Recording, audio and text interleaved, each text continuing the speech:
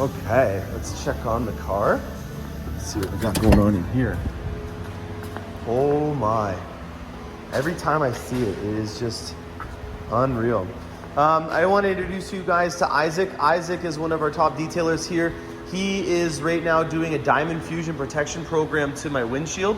You know, you want to make sure that when the bugs and stuff hit it, that you've got some additional protection. What are you doing right now with the window?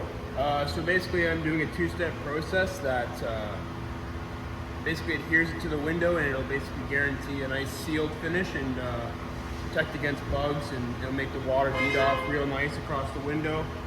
And basically just protect it from, you know, general stuff that hit your windshield. Very cool. Now on the paint side, Isaac, I think you've already stripped down all the wax and stuff that was on the vehicle as well? I've polished it. I still haven't actually prepped it yet. That'll be my next step.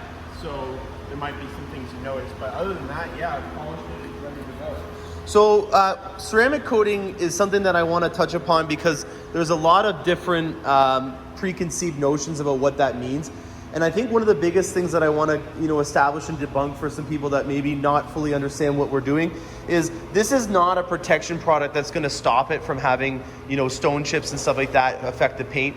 This is more of a product that's going to allow it so that if you are maybe taking this to work as a daily driver and then you have a car show on the weekend, you can do a less detailed, clean job on your vehicle because you're going to have a product on there that's going to repel dirt and a lot of the things that may be on top of the paint. So what this is going to do is allow you to have a lot less effort involved with your detailing process on a day-to-day basis because you have a really good base established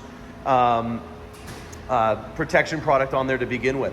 The other thing that I want to note, and is something that may be a little confusing for some folks, is even after you've done the ceramic coating on the vehicle, you can totally still apply some wax on top of that ceramic coating. Isaac, how long does it need to set after you've applied this product? 24 hours is the initial dry time where you shouldn't touch the car, you shouldn't do anything. You should just let it sit in a nice heated garage. Ideal would be best in a nice heated garage, at least somewhere that's under the sun. And then after that 24 hours, you can continue to drive the vehicle. But after 7 days is the recommended time you wait before you wash it, wax it, or anything like that. So wow. 7 days. 7 days. So again, this is really nice to be getting the vet during the March kind of weather because, as Isaac just said, I'm going to have to let this vet sit inside for another 24 hours before we can even finish up the process. But I did not know about that 7 days. That's really good to know because I totally could see a lot of people, you know, getting their car ready to go and then taking it to a car show or a Cars and Coffee, you know, and maybe putting on a little bit of extra wax just to make sure that they can get it looking perfect. One other thing that we're going to talk about in a future video is the headlights. I did get some cool shots of the vehicle at nighttime last night. They'll be on my Instagram page, Cars and Crosbie. Just an amazing little light show that goes on when you're starting the vehicle up at nighttime. And then I also got a photo of the engine bay with that engine appearance package on with those LED lights that illuminate it. I want to do some stuff to the lights in terms of smoking them out a little bit. On this vehicle, there really isn't any off-colored lights except for these red accents right here. And you know, as I was saying in previous videos, I'm really going for just having two colors on the vehicle, the carbon flash metallic black and then the ceramic matrix gray. So with some of these vehicles, you'll see like big orange side markers.